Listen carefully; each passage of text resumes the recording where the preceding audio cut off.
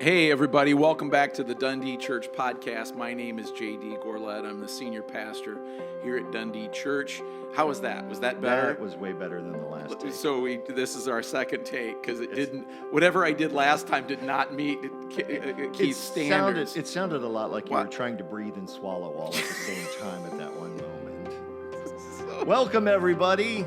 This is Keith Holmes. I'm a friend and colleague of the dear and wonderful J.D. Gorlet, who you just heard.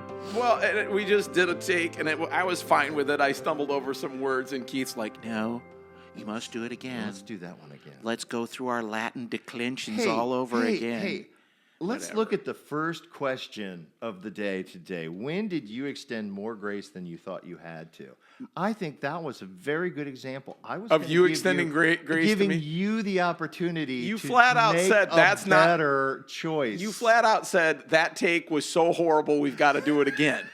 But I don't remember saying those exact words. You embarrassed yourself so much, JD, that we've got to throw that take in. I mean, I don't see any grace in it. But indeed, our first question is, when did you extend more grace than you thought that you had? I write that question under the assumption that you, my friend Keith, and you, dear listener, have actually extended grace to another person in some sort of situation somewhere at some time that you did not know you were capable. In other words, you woke up that morning and God took you to a level of grace and forgiveness, patience, whatever, that you in the morning did not figure that you had. Oh, it was way more than a morning. It was a lifetime before that moment, because immediately what comes to mind. Now, first off, the joke. Every time you want to pick up a 4-foot putt on the green, I give you that grace, because I know you can't make a 4-foot putt. So always willing to give you the grace. Wait a minute. That's why you're giving me the putt? I thought you were giving me the putt because it was a sure thing. Now that not at 4 feet for you. I've seen you putt 4 feet out. No, that's it's just true. No, it's the truth. But it's a joke. It's completely the truth. It hurts. It cuts me my heart out. Well, here, just put it back in. I'm not going to talk to you for like the next 10 seconds, I think. Okay. Anyway, go on. But seriously, my mother passed away last year. I think I've mentioned it a few times, but I was the executor of the estate, and I have 2 brothers. I have an older brother and a younger brother. The younger brother and I get along just fine. Yeah. We talk occasionally, as brothers do. He lives in North Carolina. I live in Omaha, Nebraska. And so he and I talk, and we have a good time, laugh, and we're very simpatico. But my older brother, who was adopted, tortured us as kids, and I don't mean that lightly. I mean you choose that word. Yeah, I chose that word carefully because he was stronger, and he was going to make sure we obeyed him. Yeah, and he would, and then because he was unruly, my parents sent him to a military school, which was the thing to do back then, and honestly, he came back still as rotten, but just knew how to hurt us better. And so that didn't help much in our lives. But one of the things, of course, is that it takes a lot to forgive that kind of thing. My little brother has never forgiven him. You think you have? I have. But it wasn't anything that I could do. It really was the work of the Lord in my life to be able to say, I have to call him and tell him that our mother is dead. Yeah. And the fact that I could use the word "our mother" was a big step for me. Just putting that word "our" in there. Exactly. Isn't that interesting? Because he was... That says a lot. He was always an outsider to me. When I found out he was adopted, that really changed my relationship with him.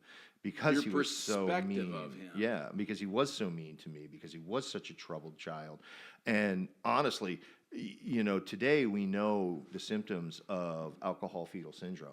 Back then in the early 70s, now I can point at it and go, all of that helped you to have grace. Right. There's that.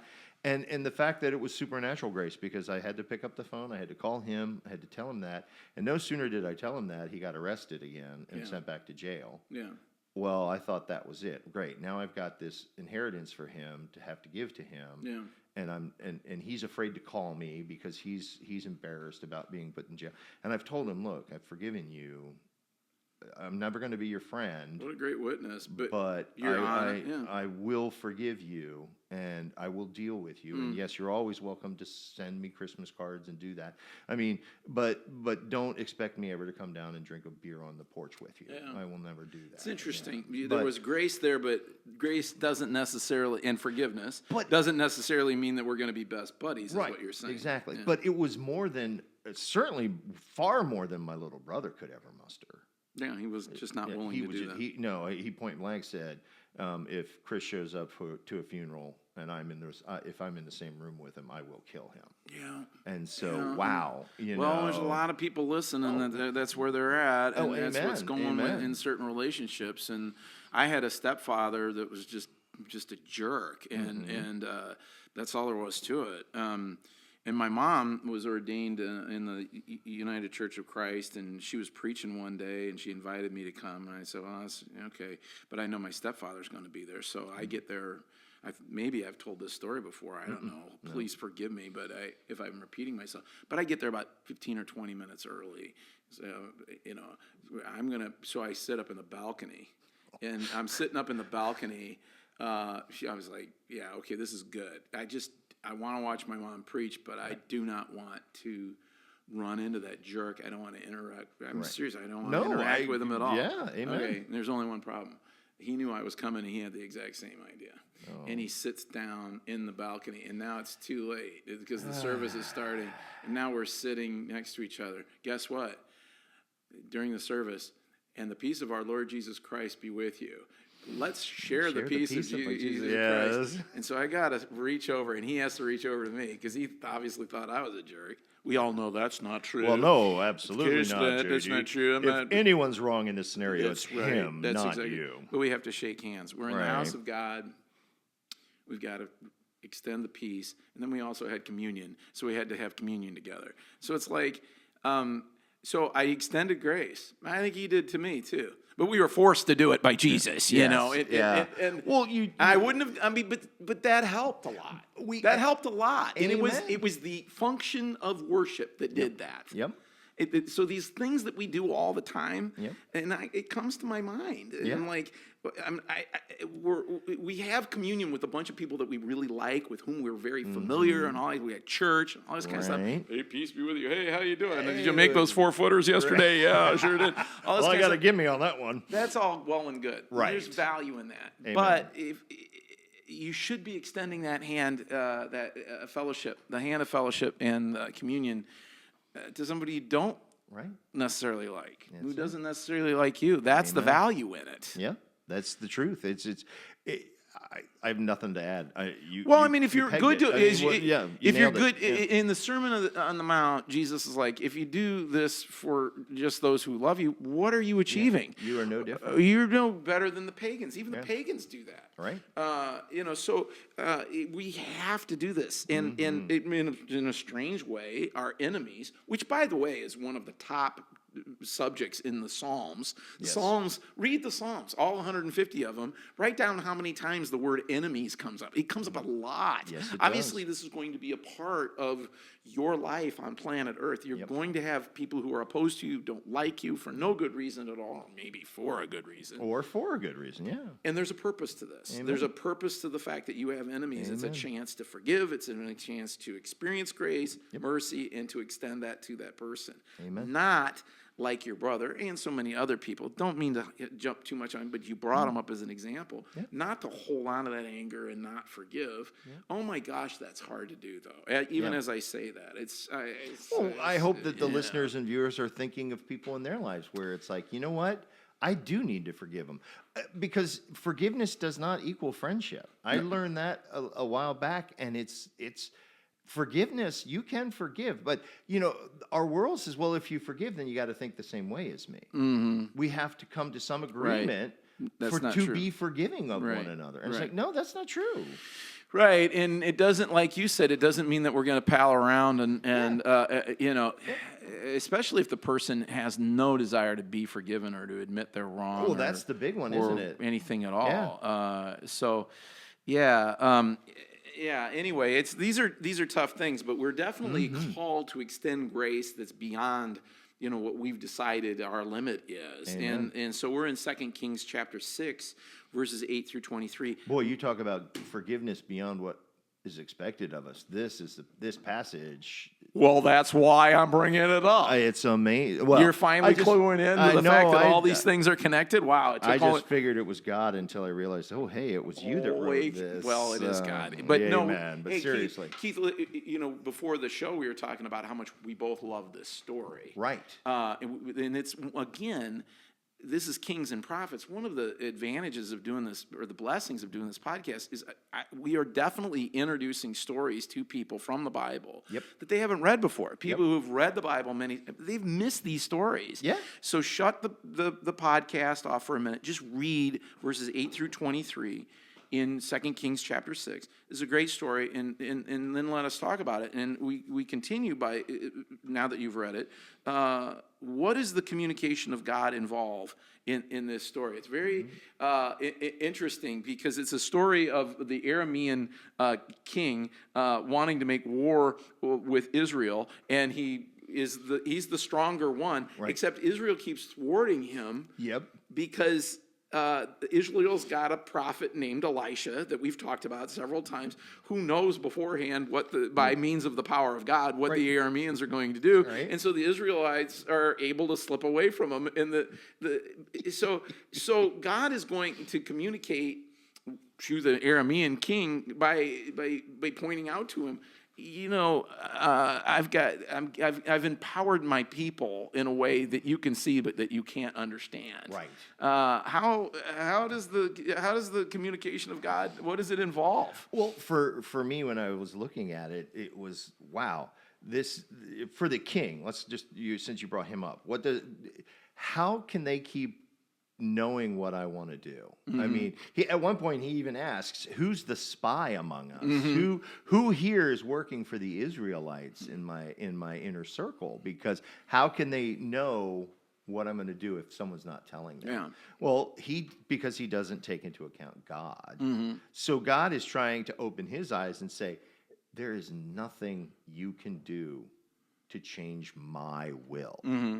Nothing you can conceive. As powerful as you are. Yes, no matter how strong we are on earth, how strong you are on earth, as God would say, then I can't beat you. Yeah. That I will win. And God has chosen, and he does this quite often. He's chosen Elisha over these last few podcasts and passages that we've discussed to be the means by which he's going to talk to his people and communicate. But God has also chosen to limit it to Elisha, to only have Elisha be the one who can see the things that Elisha can. Right. I'm going to speak through one person. Right. It's the job of the rest of those people to not have that job, to not have the ability Elisha has. I've chosen sovereignly by my grace to enable and empower Elisha to do this. Why? Because he's such a great guy? No, just simply because this is how I want to work, and it's your job to believe that and to obey that, to listen to that, to listen to him. So simple when you say it. Oh my gosh, but why? Oh my goodness, how much harder it is. I love the movie Amadeus, as you know, and it's semi-historically accurate. But one of the things that's really accurate is that Mozart. It's about Mozart, and Mozart was, I think, the most gifted artist, along with Michelangelo, as far as art is concerned. I mean, two guys that were gifted beyond my ability to describe.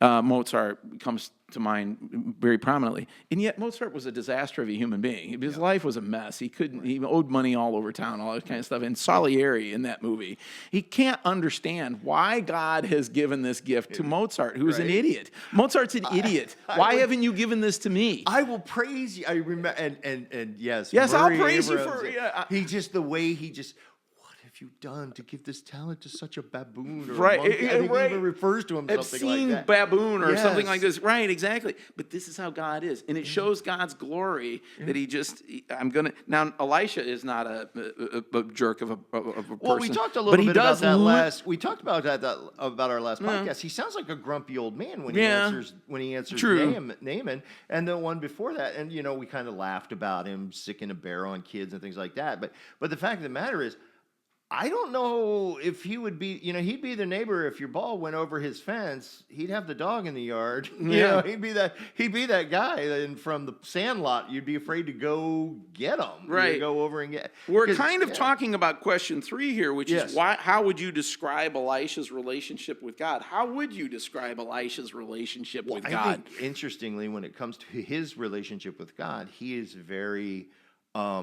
self-effacing. I think he actually Elisha knows that God is in control.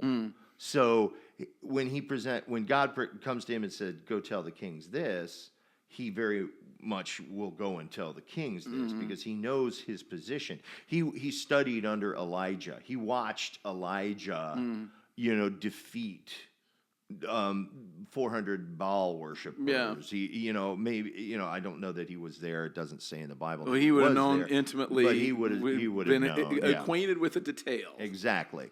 And so he knew, and he served Elijah well. And so I think there is a sense of subservience about him, About Elisha. But there is also this attitude of his that says, just do what I tell you to do. Don't ask questions. Yeah. He is completely and totally comfortable with God doing whatever God's going to do. Right. In and through him. Yep. He's completely comfortable with God commanding, saying, doing, not doing, with whatever he wants. And Elisha is a grumpy old man, and it's like he doesn't suffer fools very well, in all of these stories. And in this story, here's the king of the Arameans, the king of Aram, the precursors of the Babylonians. And one of my questions is, what does the king of Aram assume that he can do? He assumes that of his great power, of his military power and ability, he wants to know who's doing this. And he's told that it is Elisha, and he's like, well, let's get Elisha, because he obviously wants to kill Elisha under the assumption that I can beat God. I can thwart whatever power this is. I can snuff out this candle. Yep. I am powerful enough. Earthly power is greater than godly power. That's what his assumption is. And we will never admit that we think the same way, and yet we operate as if that's true. We do. I think, and we've talked about this before, and I hope the listeners are now nodding their heads in agreement with us where they might have disagreed previously, but they don't disley with us. They follow everything. They love everything that comes out of our mouths, don't they? Yes. We'll make sure he takes his medications later. Yeah. Don't worry. But seriously, that kind of mentality is so pernicious. And by that I mean it permeates our system. The easy out, and the one I'm going to go to because it's easy, is marketing. We always have blamed Madison Avenue. I think of You Only Go Around Once, the Schlitz commercial from the 70s. If you you're dating yourself, go to YouTube and search marketing, and you'll see these guys had us believing that, if we only go around this, or we only go through this life once. I mean, YOLO came from that, right? Be a hedon. Be as hedonistic as you possibly can, because you should grab the gusto and go for what you want. And that's something that was in my generation. Yeah. I think about my parents who went through World War II, who came out of the Depression. Yeah. And I've told you before, we've had to clean their houses out, and my mother-in-law, who was a farm wife on a farm who lived through the Depression, we had to throw baggies full of twist ties from bread wrappers, because it's like she kept through everything. Yeah. And that's the kind of thing where it's just like, I need stuff. I need to be in control. I can beat God if I have this. I will feel that I am sovereign and God is not. And he's backwards in his thinking in that way, as you have well illustrated. But he is a great man of power. He's the king of Aram. He's a very powerful guy. His army and his power far outweighs that of Israel. He should be able to crush Israel and defeat Israel. And yet he's not, because unbeknownst to him, and him being unwilling to admit, God exists. God is with Israel. God's will, God's love, God's heart is upon and with Israel. But he is of the mentality that I can thwart God. It just reminds me again of Moby Dick, one of my favorite books. Yes. And Ahab, King Ahab, or not King Ahab, Captain Ahab in that book, King Ahab of the Bible, but Captain Ahab in the book thinks that he can beat the whale. Has to beat the whale. I have to beat him. I have to beat him. I was saying, and he just doesn't realize you can't. No. You can't. And yet, so that's the question for me, Keith, from this passage myself. Elisha is this guy who's completely confident in the power of God and the ability of God. He's completely at peace with whatever the will of God is. And then there's the counterbalance or the contrast of that is this King Aram who thinks, I can beat God. And we'll never say that. No. But we live that way. I do. I know I do. Do you know? I can almost absolutely. ask: was there ever an example where you're just, I can just by sheer willpower make this X thing happen in my life? Right. And I can't think of anything off the top of my head, although I know it's happened. And usually, what happens then is God says, "Fine, have it." Go. And then it's the worst thing that could have happened to me. Right. You know, I mean, plain and simple. I'm like, be careful what you wish for. I got it, God. And you couldn't stop me from getting this. And I did it. Yes, and right. I did it. Me do it.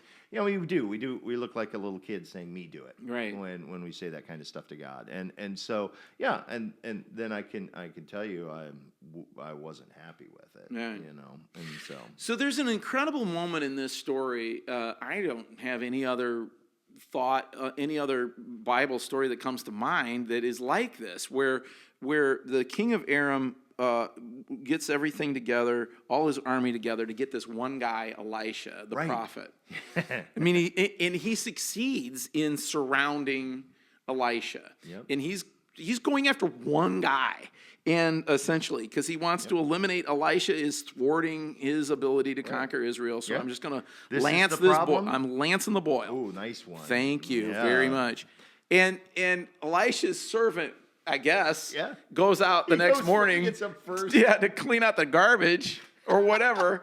And all around is nothing but Aramean army. Chariots, archers, the whole bit. And he's like, sometime in the night, about 30,000 guys showed up. Surrounded and us. he knows he's coming for Elisha. So he goes running into Elisha. And he says, woe is me. You should see what's going on outside. They're going to come and burn the house to the ground and kill us. And Elisha is like, oh, for crying out loud. God, just let him see what we've got on our side. Yeah. And so it's almost like Elisha snaps his fingers, and suddenly the servant, who's all anxious about what he faces, about the strength of the Aramean army, is enabled to see the angel army of God. And he's able to see all these flaming chariots and angels and all their power, far greater than... Which just would scare me so much. What would? It would be and yet it was there the whole time. Elisha can see it the whole time. Right. And here's news, Keith. We're supposed to see it the whole time. We're supposed to believe... What a hard ask. Aren't we, though? I mean, seriously, aren't we supposed... You and I have talked. We were talking after the show. We were talking between shows about how sometimes it feels as if we're doing the work of God, but it doesn't matter at all. Right. And it's not doing any good at all. Here we are doing this podcast. There's about 3 people that are listening to this on Earth. I'm kidding. Sometimes it feels, though. But it does. You're absolutely right. But do we believe right now that in this room and in this podcast and through this podcast, the Holy Spirit of God,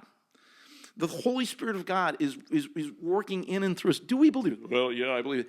No. Do you really believe that?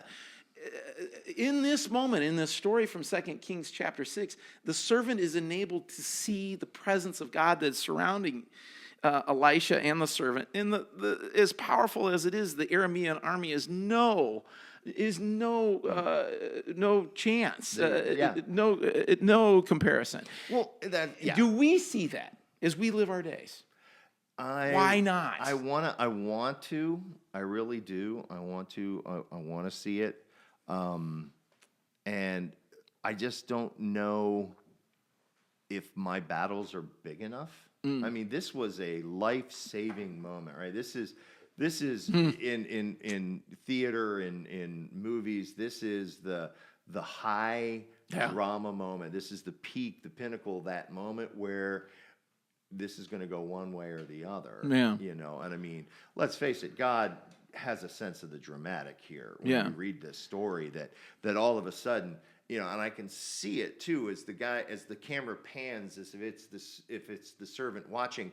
He starts with just the blank, and then all of a sudden above them the fiery angels, and everywhere as he turns to 360 degrees, his eyes are opened and he's allowed to see these. I mean, you know, I can see that scene and how awesome it would be to put that on film. But the fact of the matter is, this was real life. This actually happened, and we want this, I think. We want to see the angels. Something spectacular. But I think I have to hand it to the servant for serving even without seeing it. This was a real moment, right? This was the pinnacle of the situation when he is finally allowed to see what Elisha has always seen or knew was there. I don't know. You know, we say that Elisha knew, could see it, and maybe this was one of those times. But I think Elisha was not always privy to what God was going to do. He just knew to subject himself. But we've got to equate this with our lives. Right. So this is a spectacular situation in which they're about to get wiped out by an army. They're about to die. Yeah. And God reveals his powerful presence. We have to have that right now today as we go to work, as we do our jobs, as we live our lives, or as we're in our homes, in our relationships. Are we recognizing that God is at work with us, protecting, providing, guiding, enabling, speaking through us, shining through us? Are we living that way? Why aren't we? Yeah. I'm asking that of myself quite a bit, as I shared with you earlier. I'm asking myself that a lot lately, where I'm like, I'm saying the right things, I'm living the right things, I'm preaching, all this kind of stuff.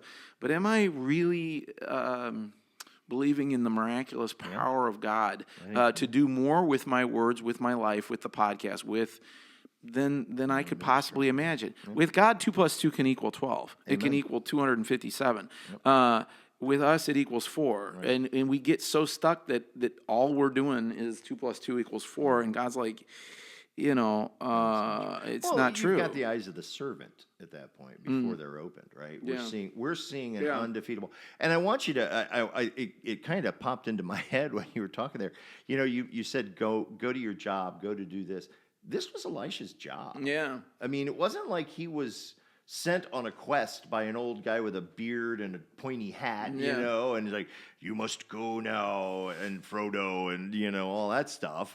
I mean, this was his job. He's just like walking, he walked through life doing what God told him to do. Right, and communicating that to others. And communicating it to others, which, think about it, how different is that request of you than it is to Elisha? Isn't that your job? You know, I used to say, or I heard someone say this, and it really kind of stuck with me.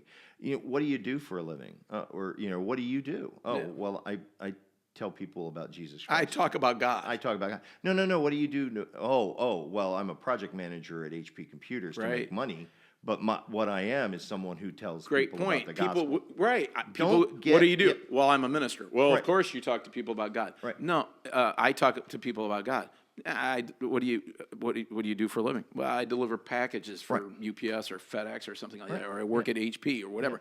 Yeah, no, it's not just a job reserved for those of people who are wearing the robes and the stoles. Good point. Yeah. It's interesting, and we want to finish up with this. God fights in a certain way. There is a conflict here. God strikes the Aramean army blind. Then everybody in the army is blind by the power of God. At the command of Elisha, they're all blind, and then they're led into the city of Samaria, and their eyes are open. And now they're in the middle of the city of Samaria. Enemy capital. Exactly. They're about to and they can be slaughtered. Yes. They're surrounded. They can be slaughtered now by the Israelites. And the king says to Elisha, That's what we want, right? And we've got him now. He's drooling at this point, right? He's like, I can take out Aram here. I'm just asking because that's the right thing to do. But I know what the answer is. You want me to slaughter the army, and it's a fantastic moment. Elisha says, "No, that's not what God wants. Right. Serve them dinner, wash their feet, have a feast with. These are your enemies who want to destroy you, and here's God's will: not to slit their throats, not to stab them to death, but to throw a feast in their honor." And that's what they do. And then we are told that the Arameans walked away from that dinner, and they never went to war ever again. Wow. Not because of violence, but because of grace. Now, we hear that story, and I know people will be like, "Oh, yeah, right. No, that's the statement of this story, is the power of grace. Your brother won't forgive. Your brother won't forgive your other brother. Right. Your brother is dedicated to being at war with your brother. He won't even shake his hand and all that kind of stuff. Right. Has he considered that he has a better chance of defeating his enemy by means of grace, by means of forgiveness, by means of mercy? And this is, they have to serve the Arameans dinner. Right. They have to pour wine into their glass and unpoisoned wine, right? Right, exactly. This has to be, But this can't possibly work. This person's my enemy. I have to be against him. I have to destroy him. I have to stomp him into the ground. And God's like, no, you feed him and let him go. You could try this. Yeah. You could try grace. Because when you, as an Israelite, watching them walk away, my first thought would be, well, next time I see you, you're going to be behind a shield with a spear in your hand attacking us again. Why are we letting these people? I mean, I could hear the hue and cry of the Israelites. Why are we letting these people go? Right. They're our mortal enemies. But that's what God wanted. And thanks be to God, the king of Israel listened to Elisha this time. Right. Because this could have turned out, again, there is no what if in the Bible, because this is God's plan working out for us, right in front of us. But yeah, I mean, what if he'd have gone, you know what, Elisha, I got this one. I don't need to hear what God has to say. I've got my chance to slaughter my enemy. Yeah. So, dear listener, do you believe in the power of mercy? Do you believe in the power of grace? Do you believe in the need for those things? And do you want to be at peace with your enemy? I can tell you from personal experience, going back to my first story, I can sleep at night knowing that I have forgiven my brother and I do not hold it against him anymore, what he did to us as kids. There's a power there. And it's the power of freedom. Forgiveness gives you that freedom because, as the popular saying goes, otherwise they live rent-free in your mind and your heart if you don't. Yeah, I mean, what they do, there's not much room for Jesus in there then. Well said, my good friend. Well, this has been the Dundee Church Podcast. We really appreciate you checking us out. We'll be back next week. I'm sure we'll think of something to say. Oh, we'll be brilliant. Do you think? Will we? Brilliant. Maybe we'll eat some vitamins or something, and that'll help. We'll see you then.